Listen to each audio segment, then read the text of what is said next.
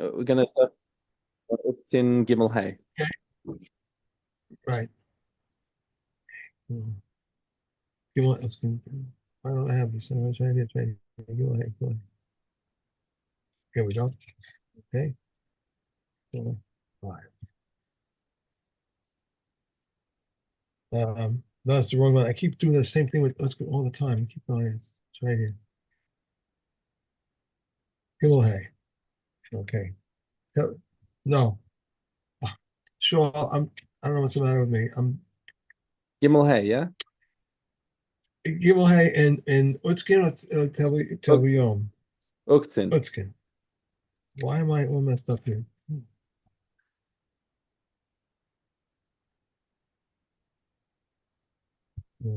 Okay, what I did. Okay. All handles of foods that one crushed on the threshing Nope, floor are you're in your tahu. dime.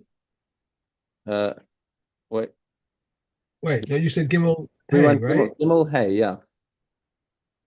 What's the matter with me?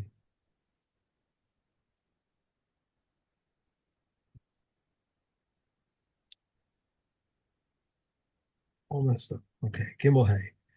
Costus, ginger, fragrant herb, tia, asafoetida, pepper, and safflower loaves may be purchased with money of Ma'aseh Sheni, but they do not contract tumas okolin.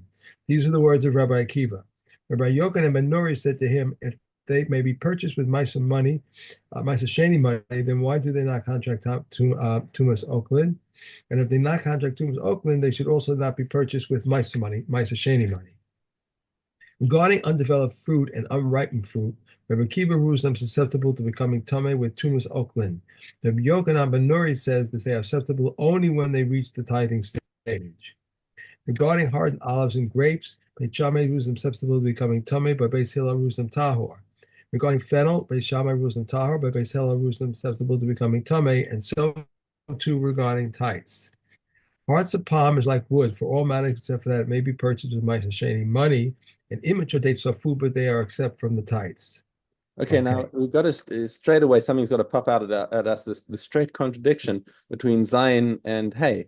In Hay, we had this Mhm. argument between Rabbi Yochanan ben Nuri and Rabbi Akiva, saying like, how can you have such a split between whether something is contracts food tuma and whether you can buy it with Ma'aseh Sheni money? The two go hand in hand. If it's food, Right. then you can buy it with Ma'aseh Sheni, and it should be you should contract tuma. So and then Mishnah Zayin, Rabbi Yochanan ben Nuri doesn't say a word about it, and it seems to be a consensus position that hearts of palm are completely like wood, and except Mhm. that you're allowed to use Mas Sheni money. And it's like, what the heck? You just told me 2 minutes ago that you can't do that. So the Parashim come and say that the difference with hearts of palm is that they have the potential to be eaten. And at the time when you buy them, they may be like wood and inedible. But what you do is you pickle them, and as soon as when you pickle them, they become edible. So Right. since they have the Right. potential to become food, they you can you can use them for you can use Master Shani money for them, and at that point they will become susceptible.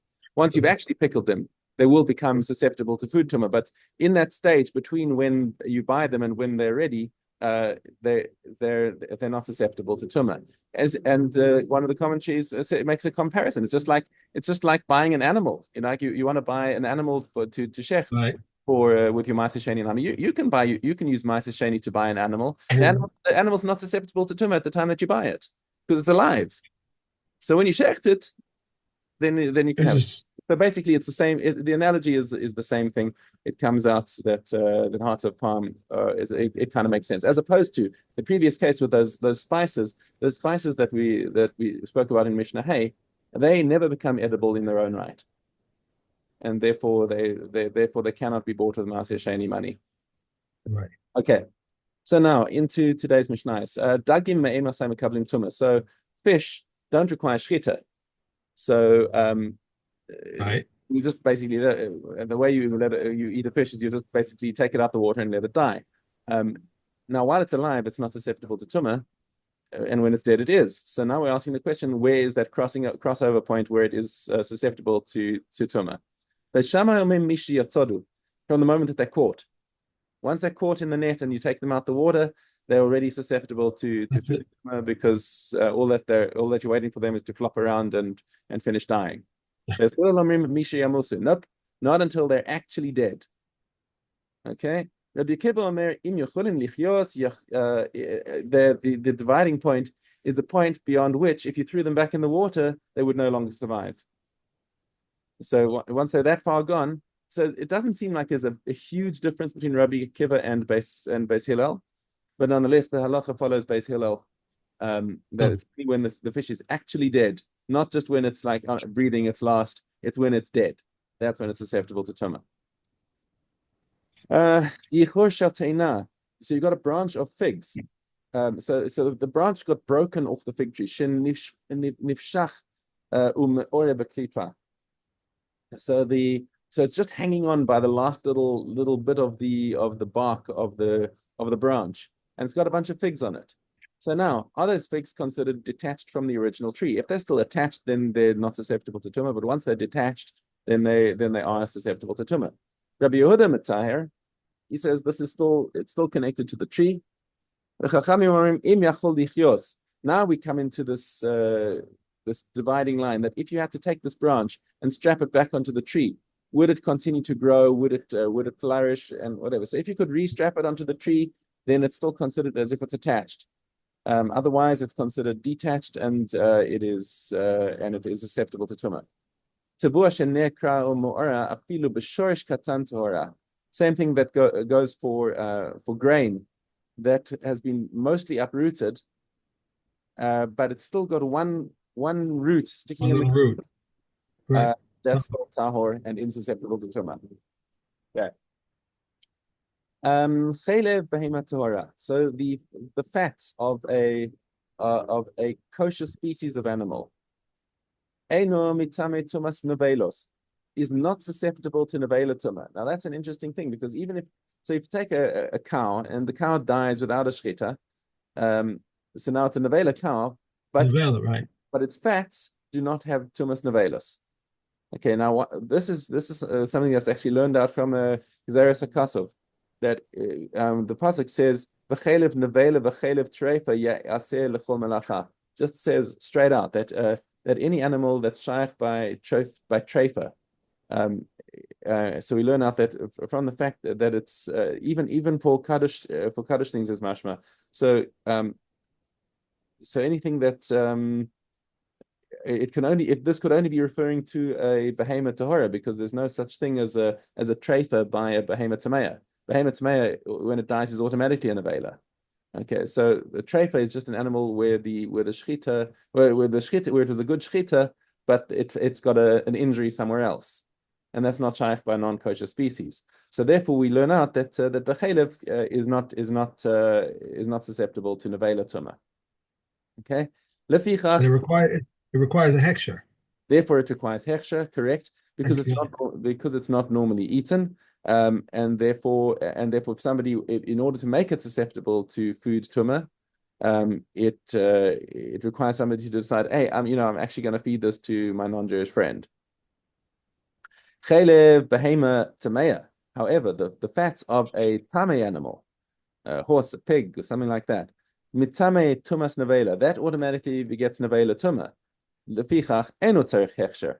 So therefore, it doesn't need any particular wetting or anything like that. It just needs to it's automatically tamei as part of the animal. Dagim. Oh, sorry. When the previous one I said hechsher, not hechsher, not machshava.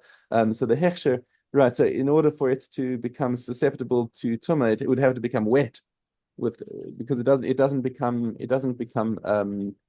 We were talking about from the kosher species. It would have to become wet from a separate source, not from the shchita.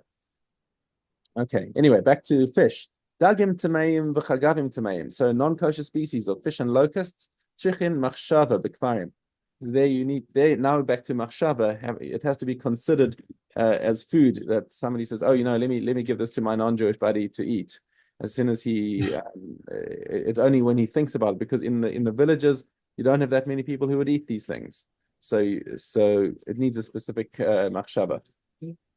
Just hold on a second. What? We're doing everything. What do we? We're doing anything. Yes, later. Huh? Earlier. Probably even earlier. משהו כזה. Okay, sorry. Mishnah Yud, Kaveret Devorim. So the beehive, we actually learned this in Maseches Shvius as well because it's relevant to prosbul. Prosbul has to be pegged on something that's connected to the ground. So here we're talking about the connection to the ground in the context of Tuma and Tara, but we have this machlokes which applies to both situations.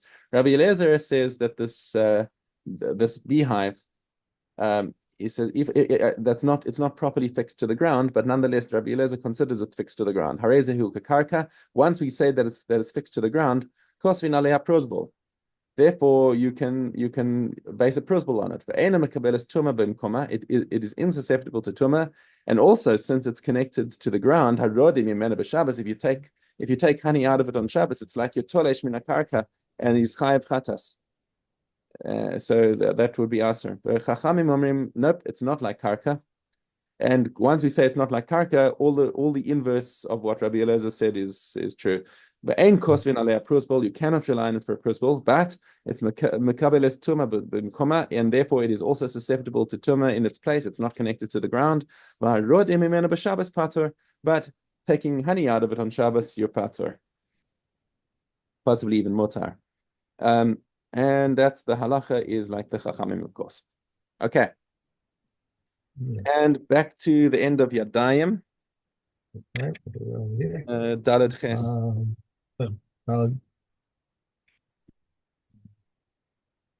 Wrong page.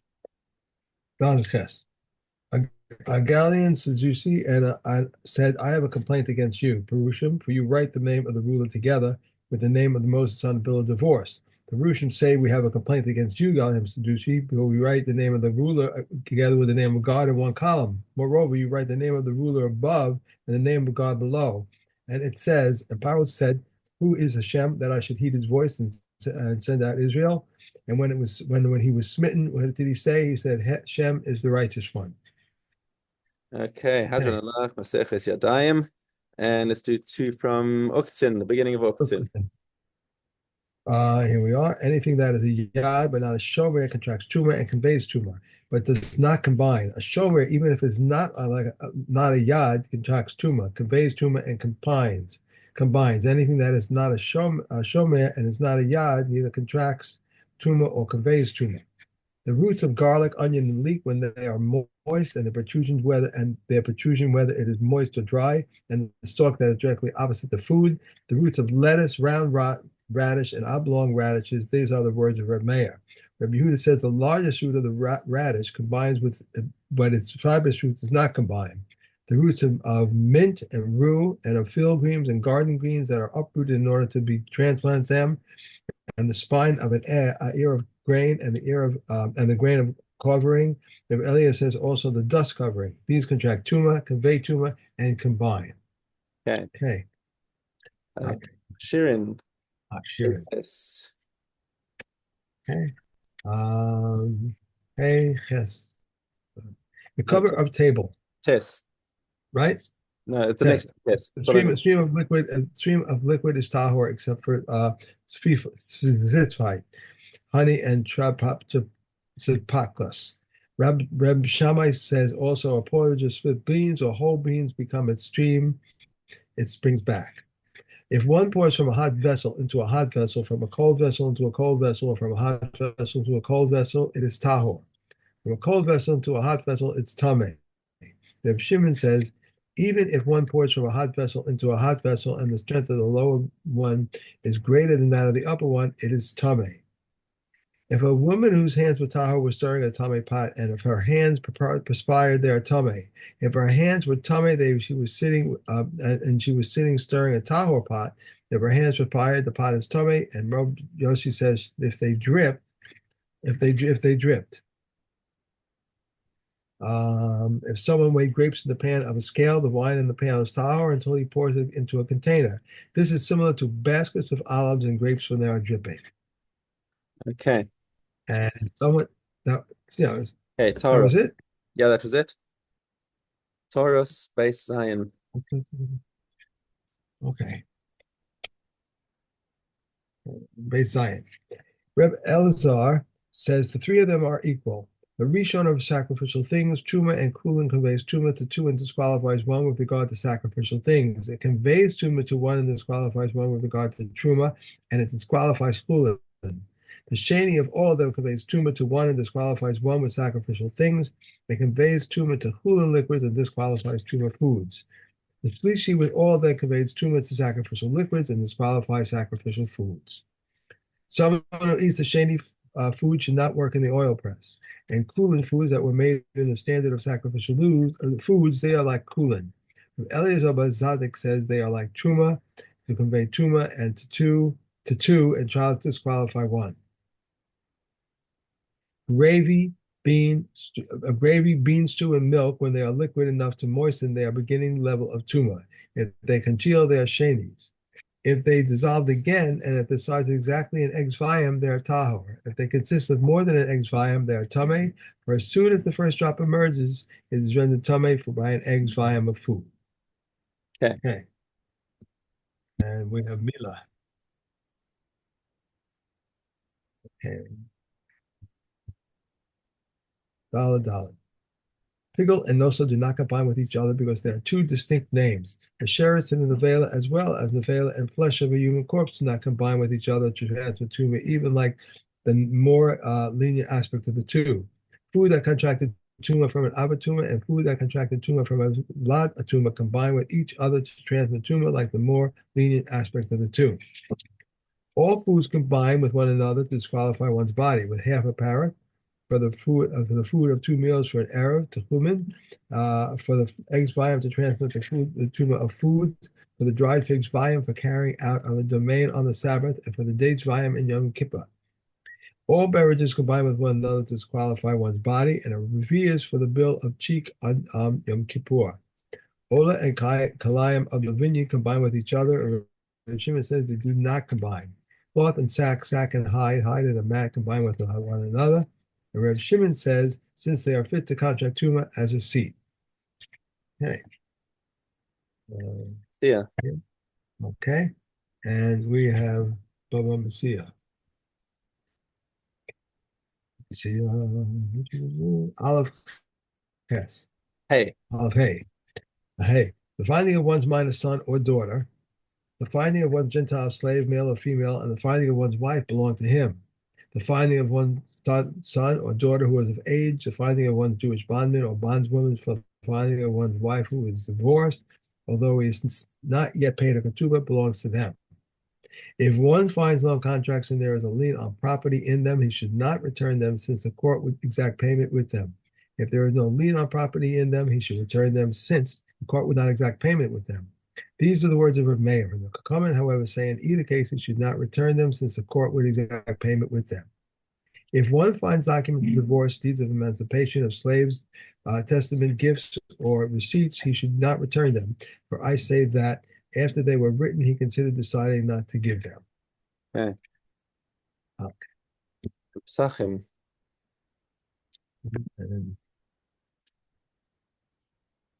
Okay, base vav. And these are the herbs of which one fulfills his obligation on Pesach, with lettuce, endives, horseradish, kavira, and maor.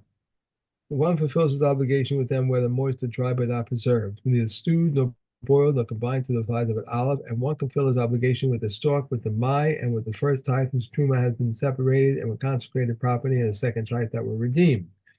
We may not soak bran for chickens, but we may scald it. A woman may not soak bran to take with her to the bath, but she may rub it on a dry skin. A man may not chew wheat and chew it and place it on his wound on Pesach, because it becomes chametz. Flour may not be put into the karosis nor into the mustard. However, if one did put it in, it must be eaten immediately. Remeah forbids it. We may not cook the Pesach offering neither in liquids nor in fruit juices, but we may baste and dip it in them. The waters used by a baker must be poured out, because they become chametz. Okay. And we done for today. Okay. Have a great day. Enjoy your outings. You going outing? Mitzvah Hashem.